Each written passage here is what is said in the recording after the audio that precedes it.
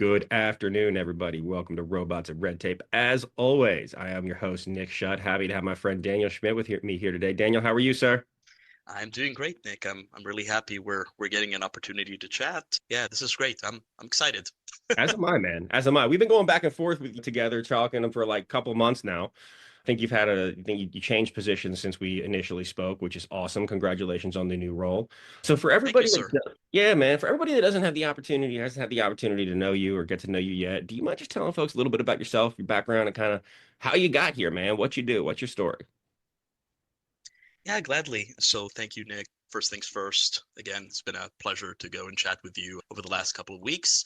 And yeah, I'm really excited for this conversation. I think we'll talk about some interesting stuff. So I guess a little bit on my background. I originally came from, or originally kind of like started my academic career in math and physics, and then went and ran up against quantum mechanics and decided that's not what I want to do anymore. And no, and again, like didn't have too much direct comp sci experience at the time beyond like kind of like specific foundational like computational programming type courses, and ended up finishing, doing my undergrad in applied math with a minor in physics.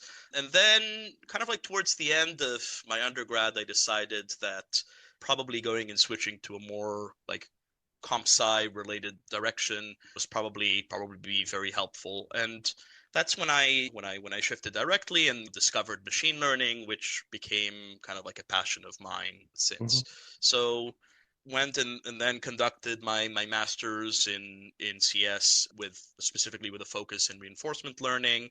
Had some underwent some really, let's say, decently interesting research in going and solving Atari games using reinforcement learning agents. By now, using some like asynchronous actor critic type implementations. By now, there are many more sophisticated methods. So after I finished my education, as some of the viewers may tell, I have a bit of an accent, so I'm a dual U.S. Israeli citizen. So after I finished my education, I went back to Israel. I went through my mandatory military service, where thanks to my background, I went and served in the field, specifically doing like AI and algorithm development and research in the IDF. It was mostly, I'd say, a very good kind of like technical environment to go and properly hone in my technical skills. And since then, I've been involved in this data science, machine learning, AI space for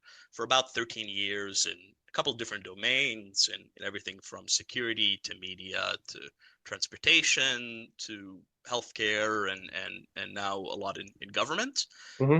And historically, my core kind of area of focus was in computer vision, but over the last couple of years, obviously, I've been more interested in and more focused in NLP, like a lot of the research community.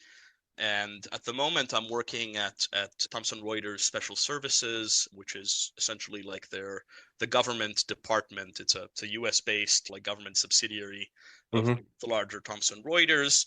And I'm working again. I'm not going to go into too much depth on everything that I'm working on, but we're working on some pretty cool kind of like multi-agent frameworks in particular for like deep research type implementations. But Hmm. yeah, I'm having a lot of fun, and Awesome, goes man. without saying, as we're gonna go into this conversation, obviously it's very relevant because it requires keeping up to date with where the research community is doing, including Mhm. conducting some of our own kind of like novel research. So Absolutely. Yeah, man. No, I really appreciate that. And thank you so much for coming on, Daniel. It's absolutely a pleasure to have you. And thank you for having me. yeah, man. And today we're talking about to your point, we're talking about the speed of development, the speed of change within AI, but specifically not from that side, but from a practitioner side. So as a practitioner, what skills are important, right? And how do you make sure that you're maintaining relevancy as things continue to evolve? So, I mean, before we even get into that, how do you even define like staying up to date within this field, considering how fast everything is changing? Yeah, yeah, that is a great question. So let's again, like you mentioned, let's try to phrase what it means to stay up to date, and then afterwards we'll Hmm. think of a couple of I guess a couple of rules of thumb or Hmm. standard practices for how I would think would be effective to go and to stay up to date. So staying up to date as far as I define, and again, we're gonna caveat everything by saying that we're my area of expertise more so than anything is in software, right? So I'm keeping out of the loop the whole discussion on like areas that are much closer to hardware. I have worked a bit on hardware optimization in Hmm. edge devices for some ML pipelines, but that is really not my area of expertise. So I'm gonna Hmm. keep that out of the conversation. We'll see Absolutely. where we're gonna go. But it goes without saying, even in the software space, in many cases and for many solutions, right? As long as you have kind of like a good business case and good use case and understanding of what it is that you're trying to develop, and in many cases you might not even strictly need like the most sophisticated techniques, Hmm. right? Like you can solve a lot of things using traditional software or using like statistical approaches, classical machine learning models, deep learning, and then now like Gen AI and agentic systems. So just by my very nature, I like to start relatively simple, Hmm. right? As I try to structure a solution. And if I find that the proof of concept that I'm developing is missing some level of, and obviously this is in the system design phase, right? If it feels to me like it's missing some functionality that is key for the system, then you revisit things and you up the level of complexity. But Hmm. having that said, let's think about how you keep up to date with this type of really Hmm. sophisticated, or I don't know, really sophisticated, but mostly very fast moving, fast paced type of landscape. So I think the best way to describe what it means to be up to date is to have a decent enough understanding as to what the state of the art, and then maybe a bit less than that, methodologies are for solving certain types or certain classes of problems, right? Hmm. So it goes without saying, let's assume that we have decided that we're looking to solve a particular problem using some sort of machine learning approach, right? And this Hmm. can be traditional machine learning, supervised, unsupervised, or reinforcement based, or like new Gen AI techniques, right? It Hmm. it usually is very, very helpful to have a decent understanding of the relevant machine learning tasks that you're looking at, and kind of like what the recommended state of the art or the good enough kind of like implementation out there is in across the research community.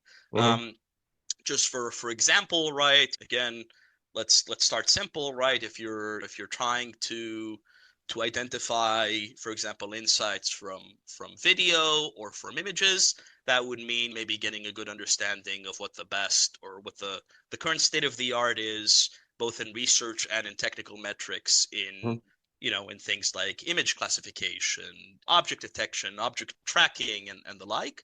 And that is decently simple to identify, right? I mean, there's a lot of aggregators out there, like there's TLDR, Alpha Signal. Obviously, Hugging Face is Hmm. excellent for this type of stuff. For Gen AI stuff, you have like LangChain or LangGraph related communities. So it's a matter of, there's papers with code, which is really good also on a task level component. But essentially that's what it means to go and to have to be, at least in my point of view, to be up to date with regards to where the community is in solving a particular problem. So there's that, and then I already explored some of the tools, but just a recommendation, and this is something that we'll probably get back to a couple of times Hmm. throughout this conversation, is since there is so much information out there, right? I would recommend for people to, and that's something that I do, right? To try to plug into various, what I like to call passive sources or passive aggregators of information. So maybe some of the blogs that we mentioned earlier really depends a lot on each person's preferred way of learning things, Hmm. right? So maybe you have people who are more or pick up things better from going and reading, and you have people who Hmm. are maybe keener by listening to podcasts or I don't know, viewing like YouTube tutorials or whatever it takes. I identify the best way for you to learn something, and then pair that with some prototyping and experimentation time, because I Mhm. find that that is usually very, very helpful to actually learn and retain information. Absolutely, man. No, I really appreciate that. I love the sources you gave. I think a lot of them are obviously gold standards of the industry. Right. Well, and obviously for folks like yourself doing cutting edge research, I think, or working on the bleeding edge, I think that's absolutely right. And how do you think that how would somebody like myself stay up to date, or who's an executive in a company, or an end user? Like, because I think that those are going to be very different tools and resources. I think obviously there's the building of building stuff on your side. For how does it change when you're a user and you're just trying to get the most value out of the tool, and what do you, how does staying up to date change there? Yeah, so that's a really great question. And obviously maybe I should have prefaced what I was saying, right, by mentioning that I was no, I mean it's a great question, right? That Yeah, man. I was coming at it a bit of a lot more from the practitioner point of view, Hmm. right? So obviously if you're an executive or if you are an edge user, Hmm. or you want to be a more, I guess, a more thoughtful, even a more thoughtful consumer of, Hmm. of whatever is out there, right? Given that the great majority of services nowadays that you would run into, certainly on the web, they have a lot of machine learning components, either recommender systems Yep. or a lot of or essentially everywhere you'll go, you'll run into these types of systems. So Mhm. I think I think getting a high level understanding of how they utilize these systems utilize data. So for example, if you're a user, understanding that your personal information is relevant for how the system is going to interact with you, Hmm. right? Is really pretty key. If you want to be kind of more of a power user, or again, if you want to lead teams of engineers, then usually or frequently benefits to have a bit of a kind of like a longer term or a higher foot view of kind of like larger trends of where the industry is going. So, Hmm. for example, just to make it a little bit more tangible, right? Now, and it was interesting because I thought about bringing it up in a later question, but I think it's a good place to add it. We've been seeing a lot of MCP implementations across the board. MCP, for those who don't know, it's a short form for Model Context Protocol, Hmm. which is essentially like an open standard. And people like to use the analogy of like a USB-C for LLM based applications. So Hmm.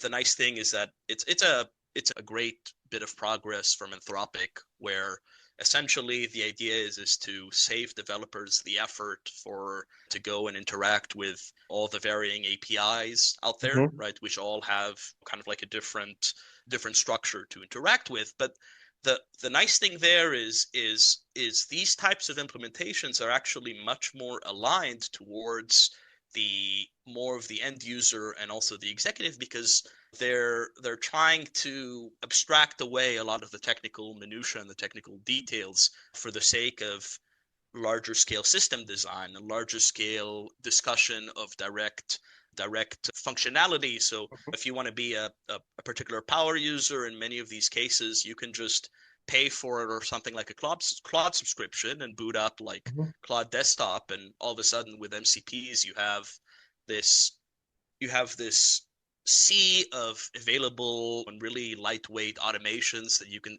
that anybody as a layperson can set up. For executives, goes without saying, maybe instead of viewing all those sources that I mentioned, maybe things like summaries or maybe like Hmm. curated reports, certainly more like internal organization reports, and Hmm. establishing kind of like a core corporate strategy within the organization. Like that would Hmm. be areas that they'd be more focused on. And goes without saying, both providing direction and empowering your technical professionals to go and try to align as best they can with your vision. That's Hmm. the kind of the key of any software executive. Yeah, man. No, and I know, like for me, I'm across a lot of different industries, and so how I go about it is first I will a lot of the times I'll just ask different LLMs how to work with them, right? because it's generative system and as a language model, I'm able to ask it things like that, right? I also from like studying prompt engineering and how to get the best results, right? Is I'll iterate back and forth between two systems, whether it's like a Claude and a ChatGPT or a ChatGPT and a Bard, and I'll throw things back and forth between them and to try to refine it. But also, like personally, I think like places like Reddit has some great prompt engine and not super technical, but from like a prompt engineering and a large line, and like understanding how they work super helpful is what I found. Like, I also learn by doing, right? That's my learning style. I don't do well in classrooms. I don't do well I don't do well like just watching things. I need to actually functionally do something with it for it to really stick with me. So I think those are great sources. I also think like I don't when like I have a guy that works for me who he's phenomenal. He's amazing. And I like he's like you and him like he when DeepSeek came out with their stuff, he read all of their research papers, right? Every single one of them, and understood them, and because that's the level of technical understanding he needs. Right. I don't need to understand. I can't understand things at that level because I don't have the fundamental basis of knowledge that folks like yourself and you do, because you've been doing it for years and years and years and years and years. But I can have conversations and learn, and like doing things like this absolutely helps me. And then also, yeah, I think just getting out there and playing with it is super helpful. But staying up to date and super up to date on all the cutting edge stuff is overwhelming. How do you cut through some of that noise, Daniel?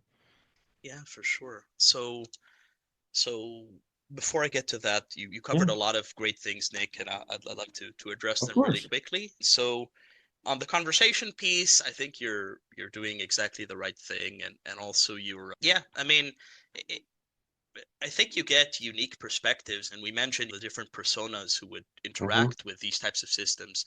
I think even as a maybe especially as a practitioner, goes without saying that speaking with people from different perspectives and different needs, I think gets you to understand understand better where it is that you'd like to go, right? And Hmm. it helps you to prevent the kind of maybe like miss the forest for the trees kind of thing Hmm. when you're very tied into specific when you're really zoning in and focusing in on specific technical details of the implementation. Hmm. So that is great. Even strictly on a knowledge sharing perspective, you can learn a lot more by having a quick conversation with people. Again, provided that they're nice and open and a pleasure to speak with, like Hmm. yourself. And no, seriously, and you can pick up a lot of information that way as well. That's a totally valid and useful form of, and obviously makes the work more fun, which is always great.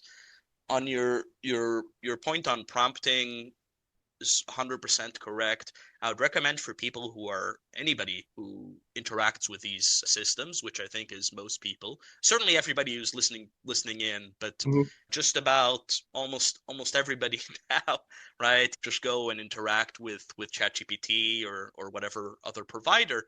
A very a very low-hanging fruit way to actually improve the performance of what you end up getting with these systems is properly learning how to prompt. And there is a reason why there are prompt engineers now.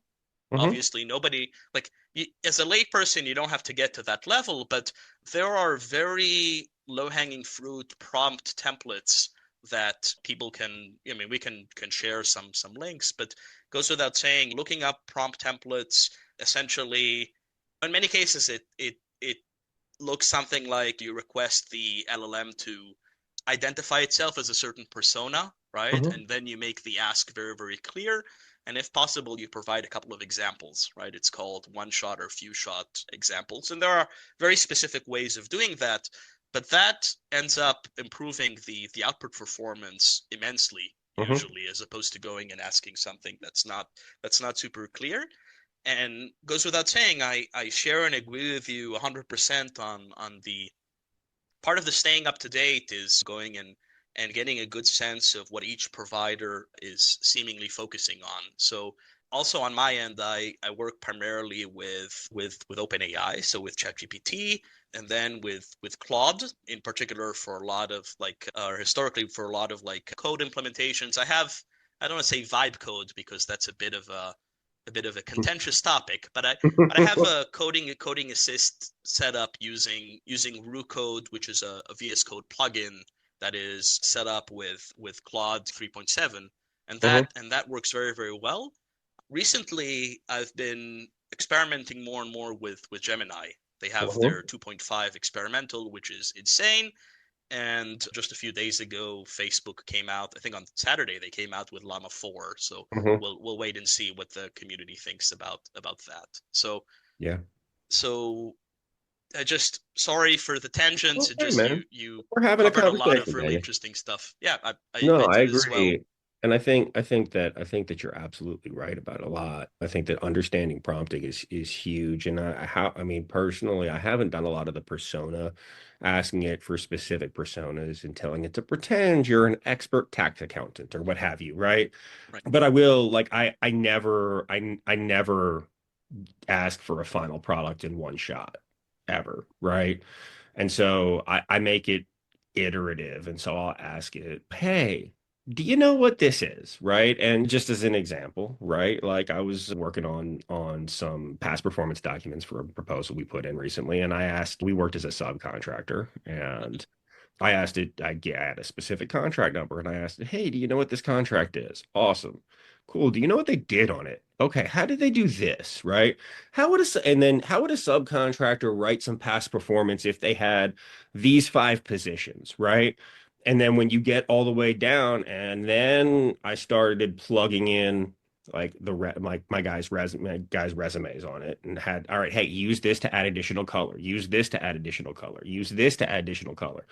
And the next thing you know, you have this great document, which is still not final, right? Like, let's be clear, nobody should ever be sending out or using anything related to that is just without like that is just from an LLM without going through and understanding what it actually says. Because having hired a lot of people recently, I can't tell you how many resumes I've seen where you can tell they didn't proofread it because it'll be some nice, really great, I mean, pretty well written bullet point, but in it there'll be a bracket and says insert statistic here or insert what you did here, and like they just didn't even read it. And it's like, guys, like that's not great. That's less than ideal, right? Like that just makes you look not good entirely. And I think that it's really, I think figuring out how to get through a lot of that is difficult for folks. And especially when you start thinking about understanding how, like, again, as we touched on it earlier, different levels of knowledge needed, right? Like you need a level of technical detail that I personally don't. And so when I come across something like that that seems interesting and it's super technical, I'll take it and throw it into an LLM and tell it, hey, what does this mean? What is the technology, right? And have it explain it to me and see what else I learn outside of reading it, right? Because I think that that's one of the things that I like most about it is it has about this technology and how it's rolled out is it's they always used to say that like lawyers don't speak English, they speak legal, right? And I think they still say that. They used to too. But as it's like I don't need that anymore. I can take a contract and throw it in and ask for where the problematic areas are without needing that level of understanding. And again, I'm not saying get rid of your attorney. You certainly shouldn't do that. I'm saying that it's a tool you can use to help because I could tell you from experience, it's always less expensive to ask an attorney to edit something than to create something from scratch. 100%. And there's a lot like I love everything that you mentioned. So first, without first thing saying, I'll do my new employer justice and plug in like TR's co-counsel, Hmm. which is the new legal AI assistive technology that can throw in benchmarks. I Hmm. I don't have the numbers directly, but that relates a lot to what you mentioned in terms of going and not getting the legal department out of the loop, but providing a good kind of co-pilot for each organization's legal team. So that relates to that. In terms of throwing things into the LLM and seeing what comes out. I think that is generally a valid approach. Goes without saying, and that relates to what you mentioned about needing to verify everything that comes out. Is in many cases these LLMs can hallucinate, which in itself is a bit of a misnomer or a frustrating term, because in classical or like traditional supervised learning, right? Like we wouldn't call it strictly hallucination, right? If you were trying to run a supervised learning model outside of its like training distribution, right? Mhm. It's a generalization failure because your training data wasn't up to the task, right? So, Right. you know, so It's a nice way to say system failure, correct? sure, from a user standpoint, that's the right way to look at it. There are some Goes without saying that a lot of the modern systems are not strictly speaking only LLM or freeform LLM generation. I'm sure I'm sure you're familiar with like retrieval augmented generation and a Hmm. lot a lot of the more advanced techniques where the LLM is a lot more, and obviously the new like agentic frameworks in which the LLM is essentially the decider, or the brain that decides which direction software should move with. So, for example, which capabilities it should utilize, if it should go and run a query against a local database or the wider web, or call a particular tool. But again, that is a whole conversation in itself, which again I'd love to have with you, and we can go into as much depth as we like. What Hmm. I do want to say, that's the last thing relating to what you mentioned, is your type of back and forth with the LLM is very reminiscent of there's a technique called chain of thought, right? Hmm. And that is a really well known or really recommended way of actually getting what you want. And there are a lot of kind of like chatbot or like prompting techniques that fall along the lines. And obviously I would recommend for all of the viewers to get at least decently familiar enough with the thought process behind them, because that would, even as a user, that is a really low hanging fruit for improving the performance you get from these systems. So Hmm. Absolutely, man. No, I appreciate it. And yeah, I always think about it like a pipeline, like a funnel, like a sales funnel, just any kind of funnel. Start with all human knowledge and you narrow it down to I'm talking about this, and you narrow it yeah. down and narrow it down, right? And but just out of curiosity, Mhm.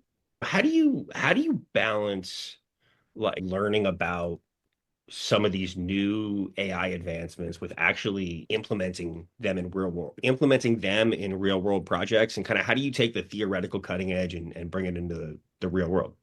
Yeah, so let's talk about that a little bit, and that actually aligns very very well with the signal and the noise question that you asked earlier, and that we Hmm. the conversation kind of sidetracked a little bit. Yeah. So no, I mean it's great. I'm loving this free format of the conversation. So first things first, while I am very very curious about the research, there are a couple of ways to try to understand which project that you're looking at is more mature also from a software standpoint. So Hmm. just for an obvious example, right, you can look at something like at the actual accompanying code base, right? That you have obviously a lot of articles nowadays, a lot of machine learning papers are released with associated code, right? And there's plenty of open source code out there.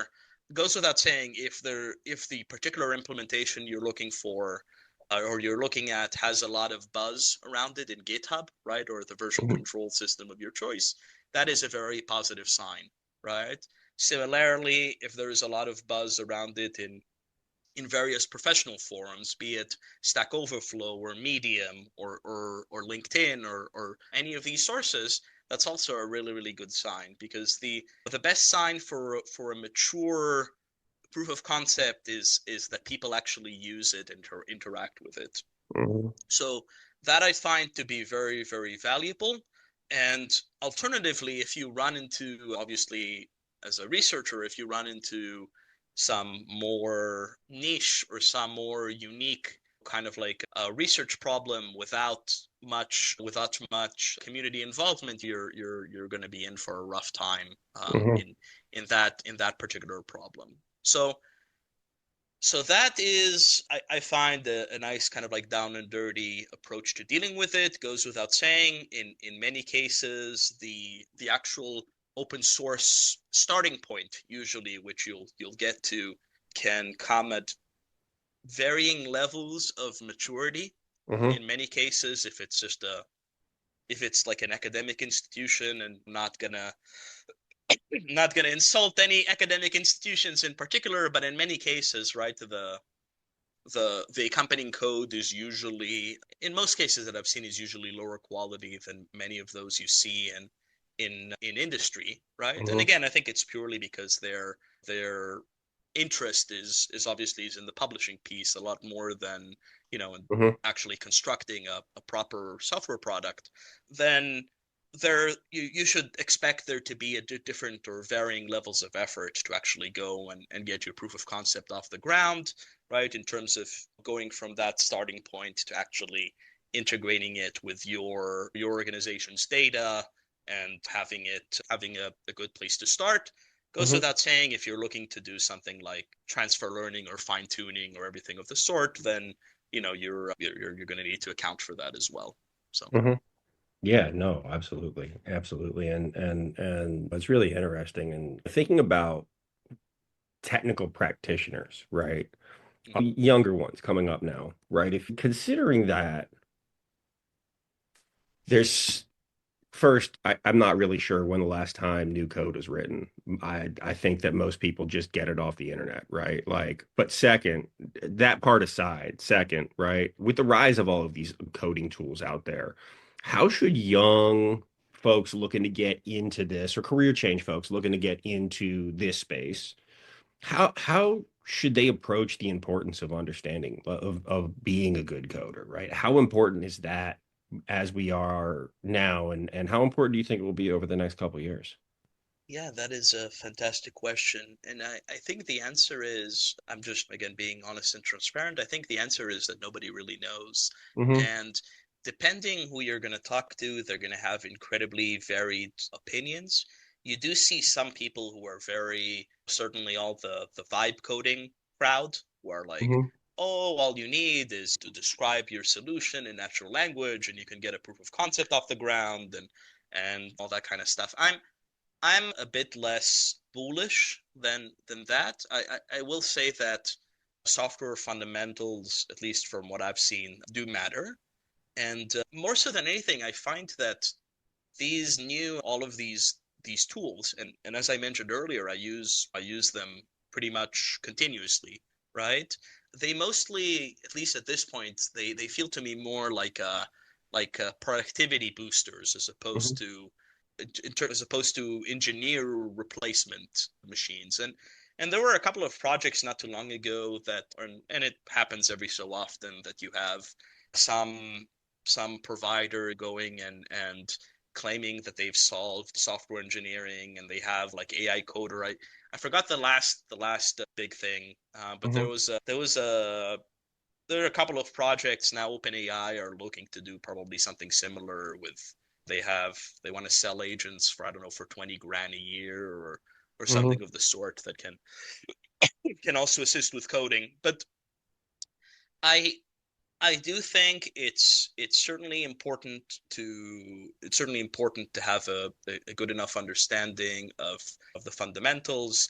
So everything from data structures to like kind of like core algorithms to the basics of operating systems to things on the math side, it helps to have, like, you don't need to get super in depth from it from a developer standpoint, right? Maybe some linear algebra with maybe the a bit of calculus, so a bit of mostly going and figuring out how gradient descent works, which is the core algorithm by which you train these neural networks. Really, that is essentially just partial derivatives, right? Hmm. Which you learn, I don't know, in something like calculus 2 or calculus 3 in any undergrad Hmm. program, either in math or computer science or engineering. So Yep. so goes without saying, if you want to go really deep on the theory, like there are a lot of places that do that. If Mhm. you're for anybody who's, I guess we're talking to young people directly. If you or anybody wants to go really deep on the theory, obviously these types of fields are the areas that you're going to want to Mhm. go deeper in.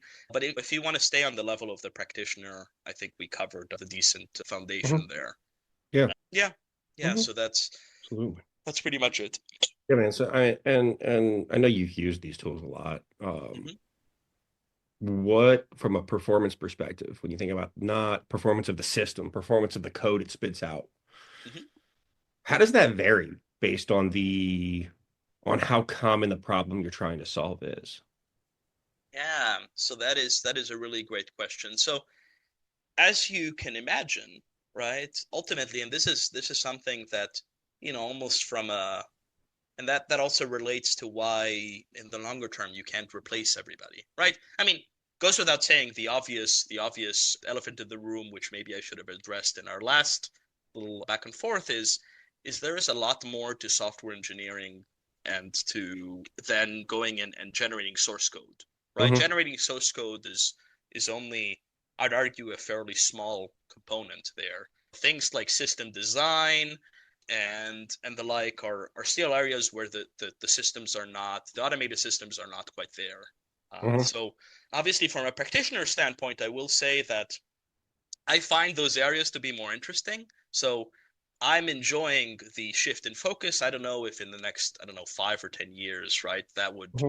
that would change and those areas would be covered as well. But specifically in terms of the quality of the source code, obviously that varies a lot. That varies a lot by the model you're using. That varies a lot by the prompting techniques that you use, by essentially what you're offering the model. Again, by how well studied, like you mentioned, how well studied the problem is.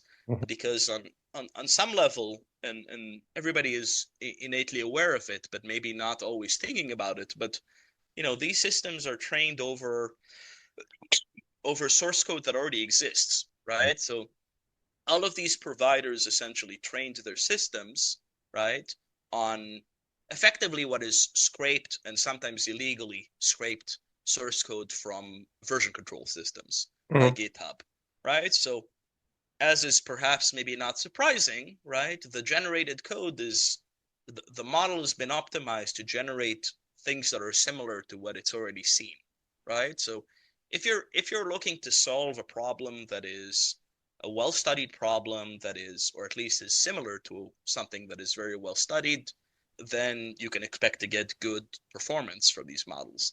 If you're looking to on working on something that is really, really unique, and Hmm. funnily enough, I find that to be actually a minority of the cases. I find that even for maybe like research or scientific applications, which is where you would expect that type of stuff to be, Hmm. or I don't know, for medical applications or these types of stuff, I find that the great majority of the time you can find something that is often similar enough to have a good place to start. I am sure that I'm missing some really niche and some really unique applications, but that is certainly in the minority. So Hmm.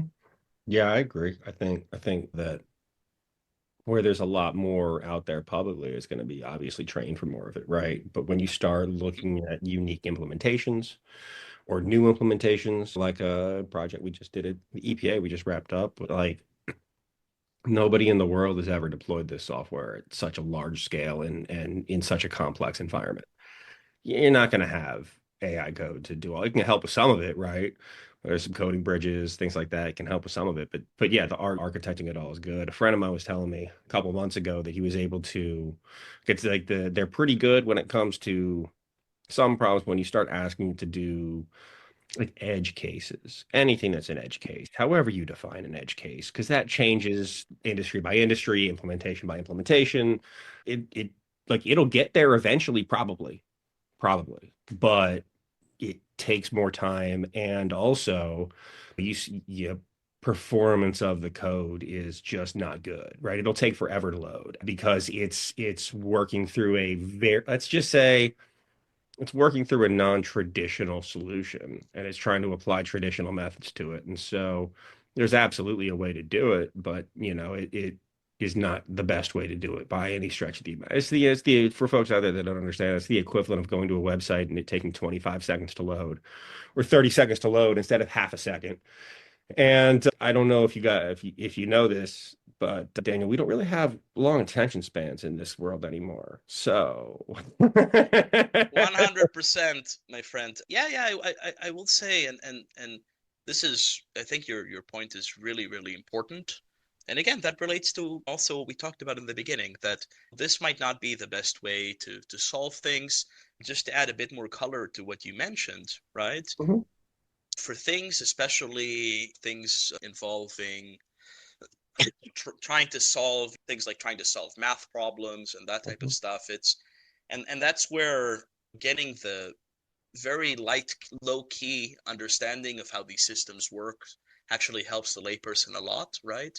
Ultimately, the simple way to look at it is it's these models are probabilistically predicting what the next token will be, right? mhm, Based off of a large number of parameters inside that are essentially predicting conditional probabilities on everything in their context window, right? mhm, And there's no real, and that's the hope is, right, is within the internal layers of the model, right? But there's no innate understanding of kind of like higher level concepts.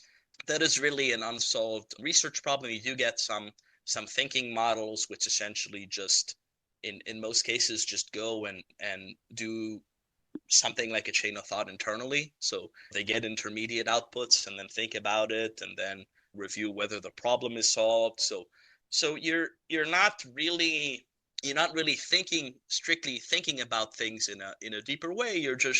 You're adding more runtime compute to try to get at the kind of the ultimate problem. It's you always have to go and break things down to the effectively like the simplest possible steps mhm. in order to hope to even get a good solution for sophisticated problems. So Absolutely. But I mean, that's how everything works, right? Like, I yeah, mean, you have to break it down, right? Like I'm teaching my daughter how to ride a bike right now, and you don't tell her, you go step by step by step through the process and help them master each individual step. It's the same thing when you're training a dog, right? You train a dog, you see it do this really complex trick, right? Like you don't teach it the trick all at once. You break it down into its small pieces and you teach, all right, now you're gonna run out and go touch this spot. And then you master that. And when you touch that spot, you turn around.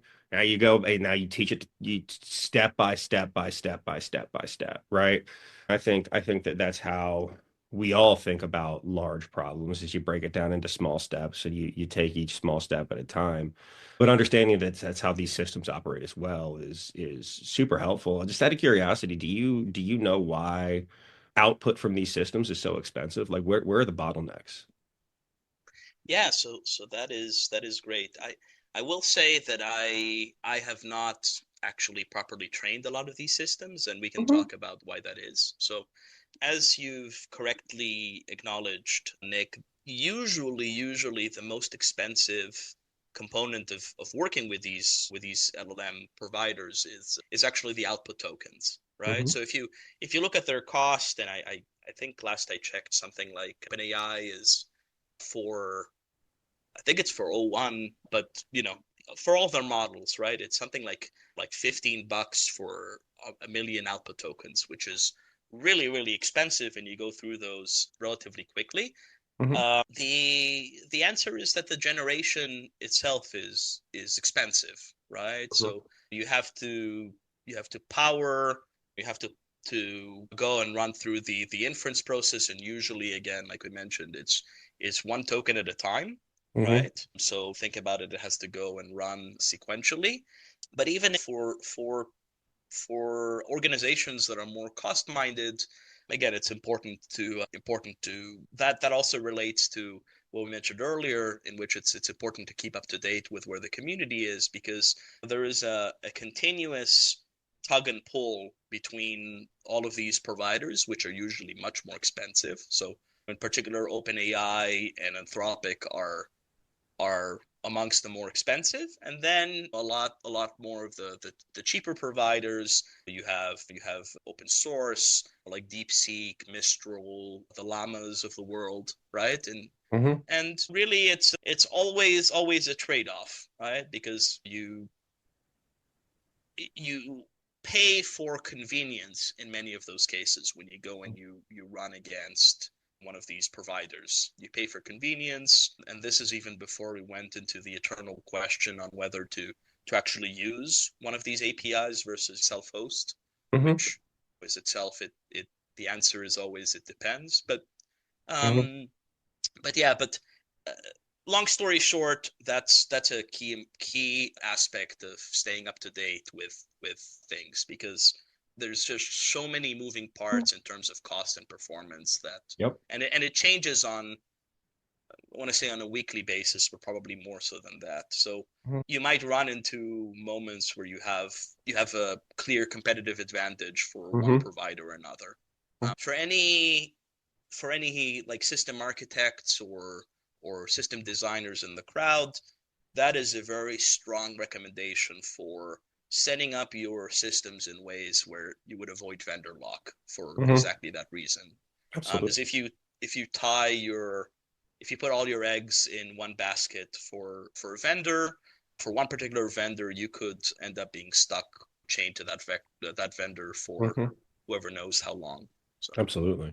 Yeah, absolutely. And having the ability to switch is absolutely super important. I think one thing to consider that you didn't mention in that, but I think is an excellent point, is understanding where all your data goes, right? So, yeah, especially for folks that like you and I who happen to work in let's just say more sensitive spaces, or folks that are working with internal proprietary company data. First, your proprietary company data should never be in one of these systems, right? Second, DeepSeek tracks everything. All these systems, all not just DeepSeek, but every system tracks every single thing.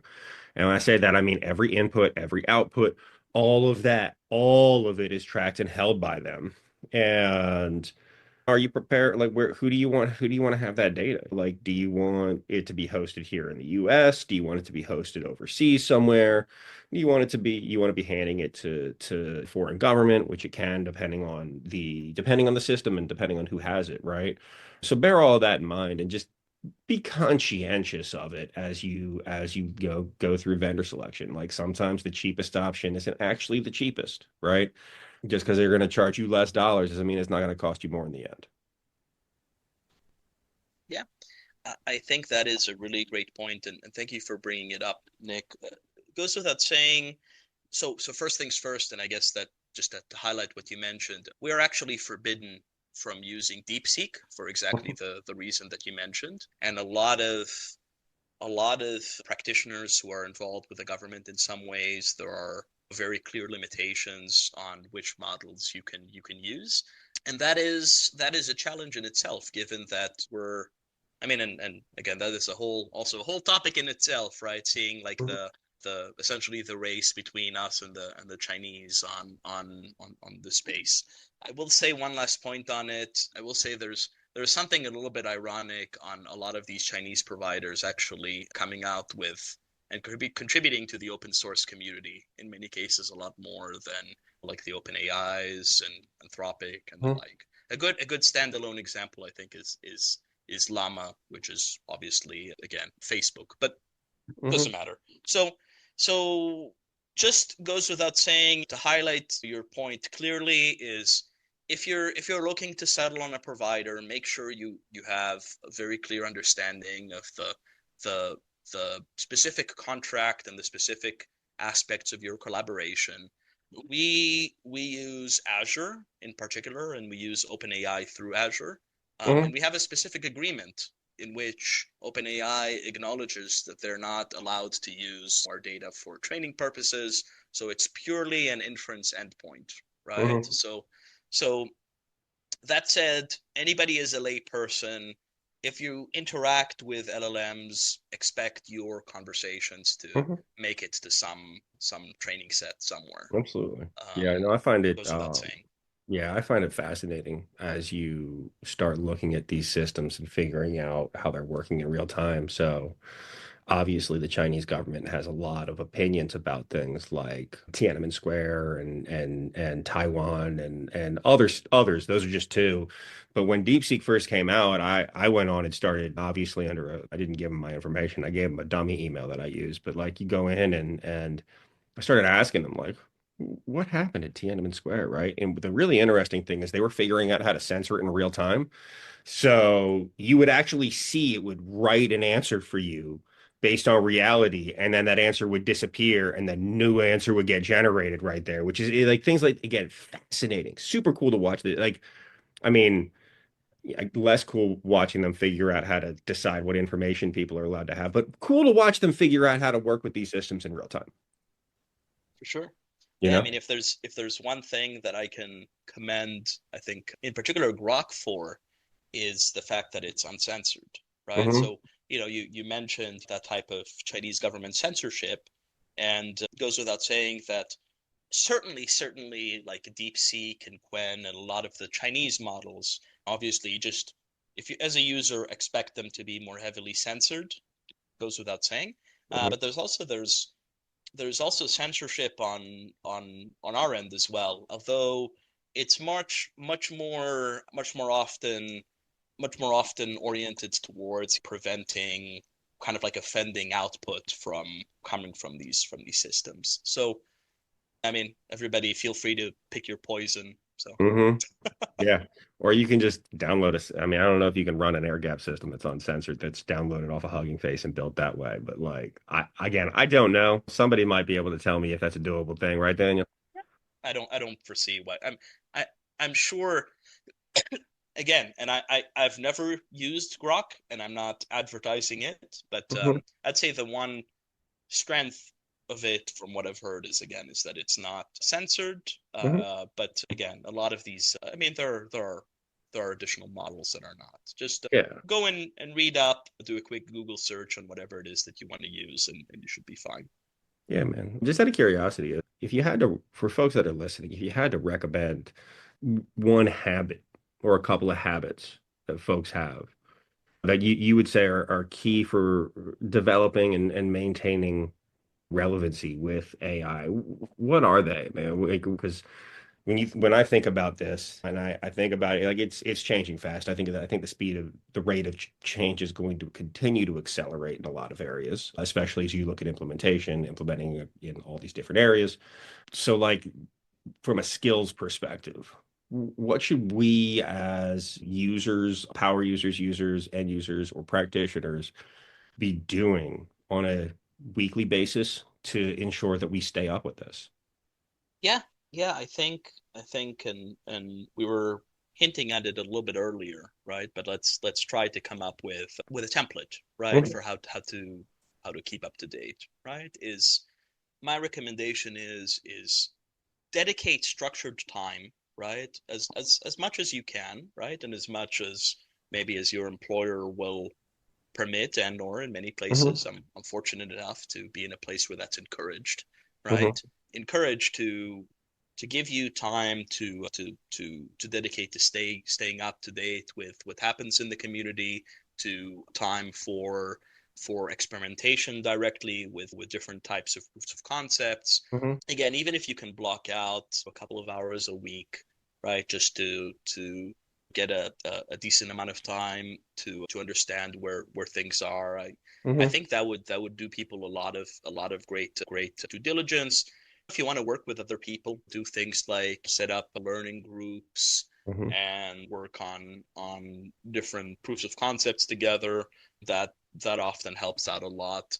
But yeah, I mean, I think in some ways, and that relates maybe to keeping mentally acute more broadly, right? I mean, ultimately, we're and I'd say that to some degree there's something that is a little bit terrifying about it a bit, because you mentioned the rate of change, right? So it's as if we're continuously on a treadmill that's pushing us the other way, right? And Mhm. you have to keep walking slash running against it, right? To Mhm. make sure, or even to kind of like stay where you're at. And it's it's it's a similar thing ultimately to going exercising the rest of your muscles when you go to the Hmm. gym, right? So it's Yep. it's the same kind of concept. Absolutely, man. So, Daniel, I have one more question for you. Last one. It's one you didn't get the Sure. opportunity to prepare for. If you think about the last 12 months, what's one AI breakthrough that you think is massively underappreciated and why? Yeah, this one is interesting. And again, there are a lot. So, Hmm. you know, You get uh, one. yeah, One. yeah, yeah. I know, I know, I know. Had we had this conversation, I don't know, like a month and a half ago or Hmm. something, or 2 months ago, I would have said something like, again, like MCP, like that would be what I wanted to talk, what I would want to talk to. But I Hmm. can't use it anymore because now it's all over the place. Hmm. So it was one of these cases where there was the idea came out and people were pretty excited and then kind of died down and now it's all over the place. Hmm. Funnily enough, kind of like AI more broadly, just for those users, and I'm not going to go into a history lesson, but the the perceptron, right, is actually from the 50s, right? Hmm. So AI in itself went through ebbs and flows and went through two very clear periods of what they call AI winters Hmm. from its inception, right? And now I think we're on the final upswing, right? Hmm. But again, putting that aside, so what do I think is a really cool implementation? Which okay, I have one for you. So something that I'm really really excited about, and unfortunately hasn't seemed to have been fully utilized even Hmm. by myself and some of my colleagues is actually better and more structured kind of like prompt engineering. I'd say one of the core components of properly interacting with this type of system again is you have to go through properly fine-tuning your prompt and essentially messing around with the system and that is as as you and any software professionals can tell it's that is a pretty tedious thing. It's a pretty tedious and I'd say it's insecure and problematic, right? There are some approaches now with Pydantic and OpenAI has structured outputs, but doesn't matter. It's an area that is being developed, but in particular, there was a project that I got really interested in Hmm. called the DSPY, which is a project from Stanford that essentially attempts to properly optimize empirically, right? To properly optimize prompts and essentially try to modify prompting or replace prompting by software engineering or Hmm. writing code, which is great and is certainly where we need to be going. I really applaud, and this is something that people can look up, but I really applaud in particular both. I mean, obviously the DSPY team in Stanford, but I guess as a corollary to that, the small agents team in Hugging Face for implementing code agents as opposed to the standard agent implementation, which just goes and fires around like JSON blobs and hopes that everything Hmm. works fine type of Yeah. thing. So I, as a software professional, I don't like prompts. Hmm. I like code, right? So the more we can use structured code to interact with these types of systems, the more mature and safe and reliable they will be as components in larger software solutions. And at this point, the current state where very often you have to deal with a lot of try and accept handling, and you have to Hmm. retry and deal with failure cases and all that kind of stuff is that that shows pretty clearly that we're still very very early Hmm. in the life cycle for this technology and hopefully we'll be able to move forward there. So Yeah, man. I really appreciate it, Daniel. I really appreciate you taking the time to come on a Robots and Red Tape today. It's been a great time, man. I really greatly enjoyed our conversation. me too, Nick. And I again, obviously on a personal level, you know that I have a lot of appreciation for you, and I Hmm. loved our communication over the last couple of weeks slash months, Hmm. and yeah, and this is really important, the work that you're doing here with this podcast. I hope that the listeners found at least some of our conversation valuable on, again, on a personal level. I had a great time speaking with you, and yeah, and I can't wait to keep up to date with keep up to date like we mentioned earlier, Yeah, man. right? With all the cool stuff you'll be up with. So thank Really you. appreciate it. And thank you. Thank you so much again. And everybody, thank you for listening to Robots and Red Tape. As always, I'm Nick Schutt signing off. Have a good day.